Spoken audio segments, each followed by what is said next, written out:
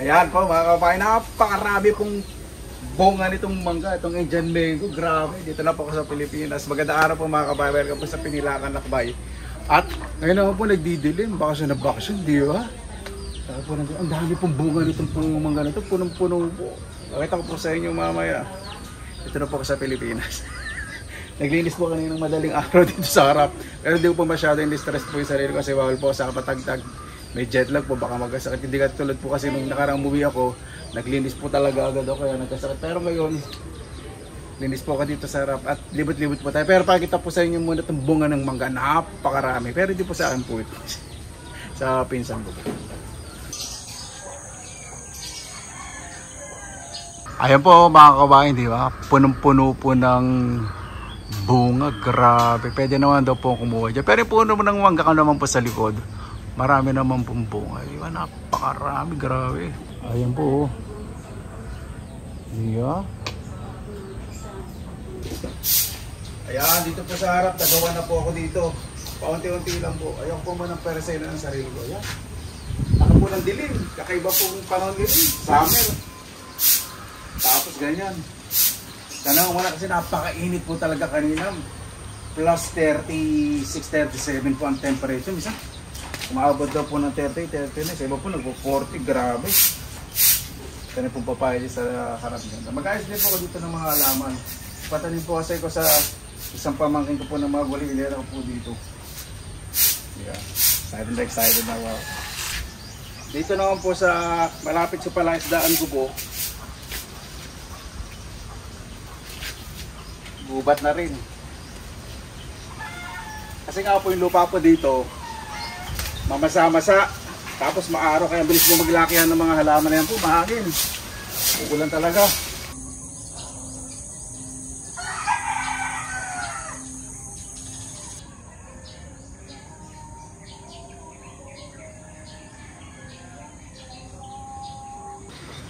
Ayan po yung palaisdaan.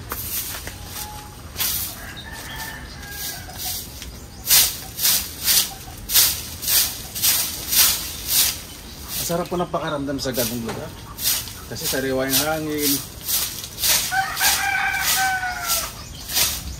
Ayoko lang po makikita ng nakakalat sa bakuran, mga plastic. Okay lang po yung mga dahon eh. Kasi makokompos naman po yung mabubulok. Maganda po yung sa mga halaman.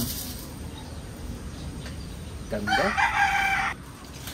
Dito lang po sa likod bahay. Diyan naglinis-linis po yung kapatid ko po. Nagawa ng mga baging-baging.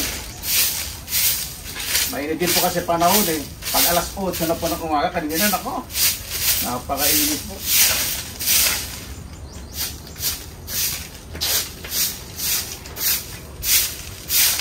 Sarap po ng ganito. Ito yung pinaka-paborito ko pong gawin eh. Magwalis, maglinis. Ayan, umukulog na. Mga baging dito. Magre-rest po muna ako ng mga 2 days bago po ako mag-ikilos. Kasi may jet lag pa po ako eh. Hindi pa ito nag-ikilos. Hindi matiis.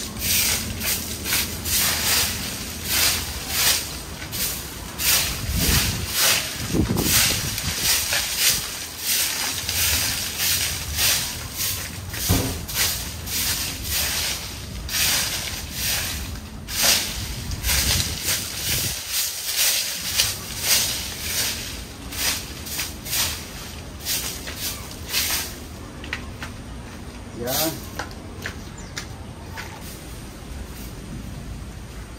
Dito po sa binili ko pong maliit na gubat na naman.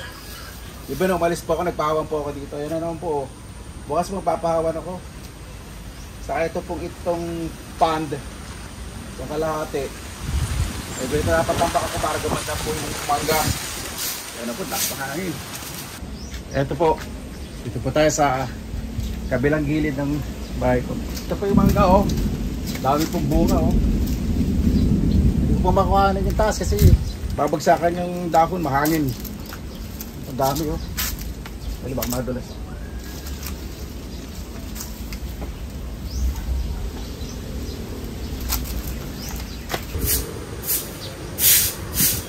ang gubat po sa likod ko, talagang gubat na gubat na. Diba nung nakaraan po nung balis ako medyo malinis po yan. Pag nagtatagaro po talaga mas lumalago kasi mamasa-masa po yung lupa. Ang bilis lumaki ng mga halaman sa gubat. Ayan po sa harap, pasensya na po kasi naka-strike yung liwanag eh. Walis-walis po muna ako dito sa harap.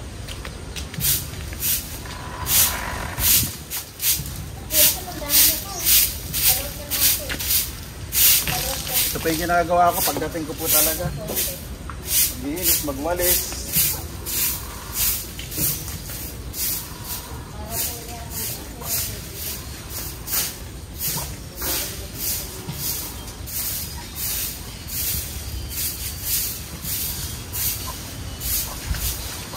Pero po kasi dito kumilos kapag malinis yung bakuran.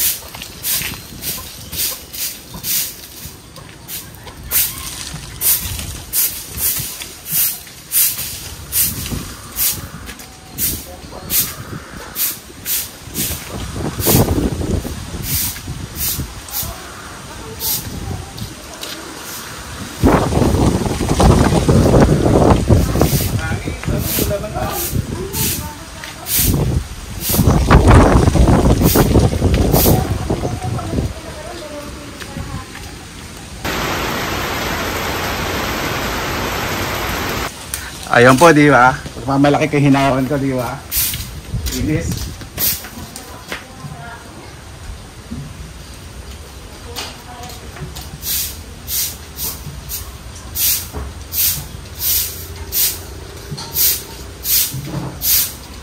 Napakasarap ng pakiramdam. Ay, hindi na po ako makapagkita na malinis po itong buong paligid as yung mga gulay po na tinatanim ito mailagay. Ganda po siguradong tignan.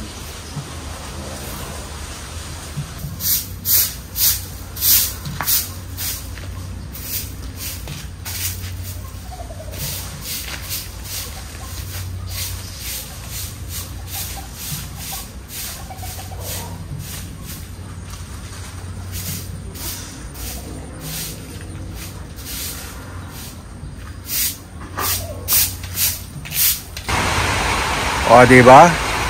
Tag-araw, tapos umuulan. Ibang klase na po talaga yung panahon po ngayon, ano?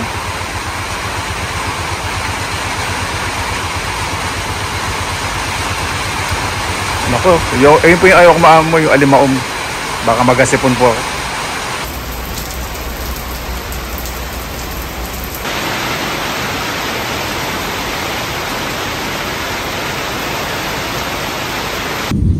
Ayan po, mukulog na.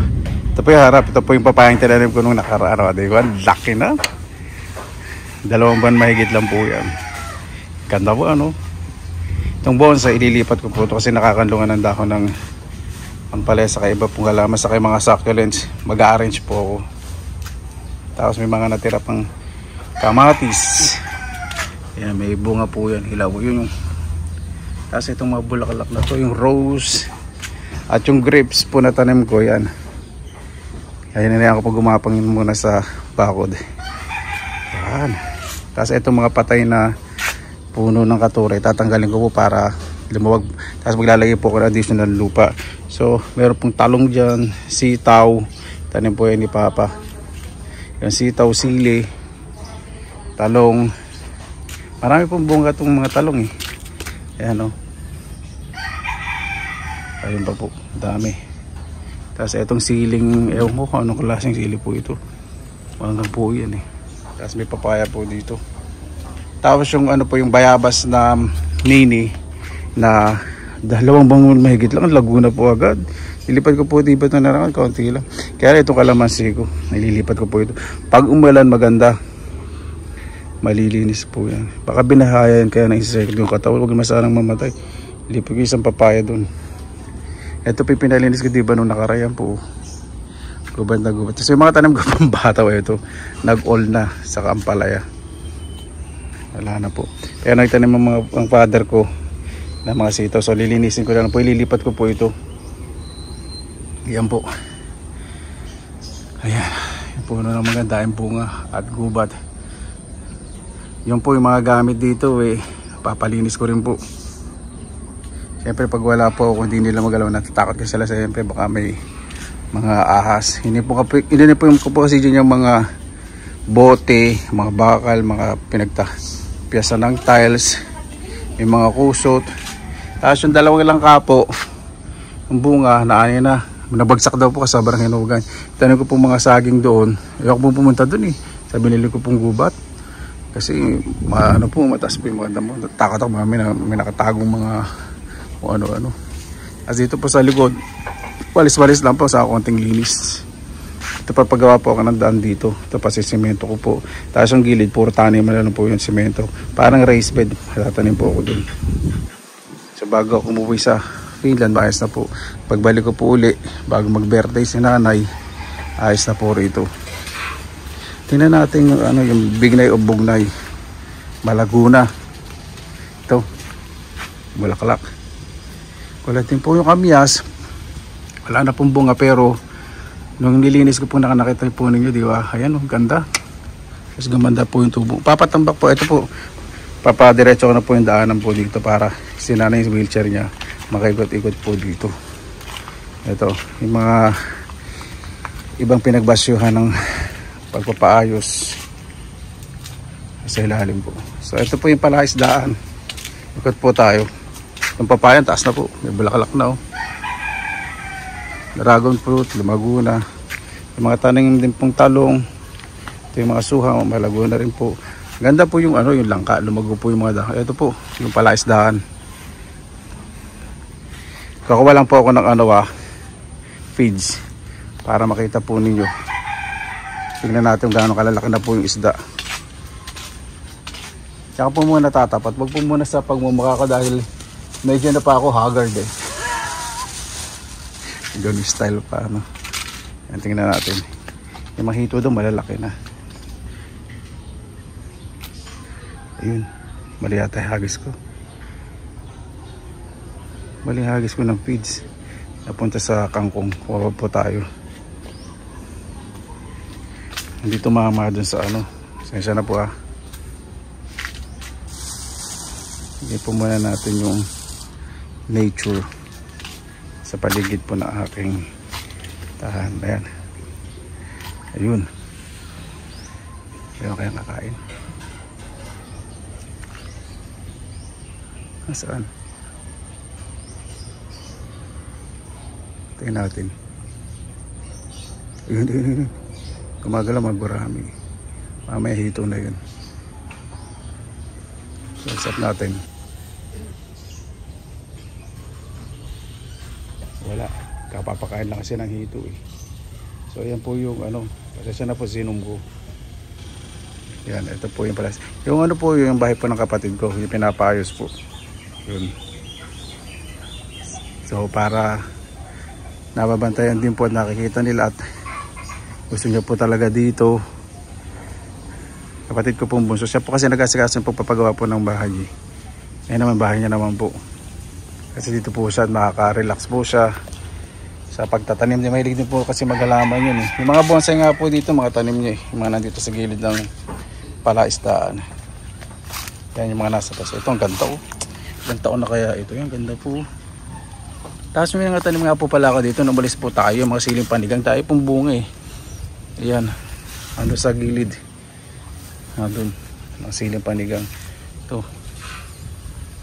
Yan. Tapos doon po sa gilid naman sa kabila. Mga talong. Malalaking bunga po doon. Takot ang pumunta rito kasi madamo pa Yan. Yan po. Balik po muna tayo. Ito sa aking pamamahay. Ayan. Konting linis na lang talaga. At ito pong puno ng kalabaw. Nagputat na, nag-usbong na. Putat po kasi tawag sa amin sa usbong Yung putat po kinakain po namin. Opo. Iba pa sinasalad. Tapos may bunga po yung isa Ayaw po muna pitasin. Ayun, kalabaw po na. Ayan po. Ang laki po niyan. Para malaman niyo po. Ang laki po. Next year, pag nagputat po ng ganito, next year mas marami po ibubunga. Paano po mga kababayan? Ay, init pa rin po. Sana po yan po muna sa ngayon. At yung singaw po talaga, no? Mainit. Hindi ko po alam kung uulan kasi kanina umukulog eh. Tapos maulap. Ano po, maraming salamat na po sa inyong oras sa Pinilakan Lakbay. Ito po muna pong video po natin yan. First day po uli. Pagbalik po dito sa Pilipinas. Basta lagi po tayong positive vibes, good vibes. God bless. Ingat po lagi. Magandang araw. Laban lang.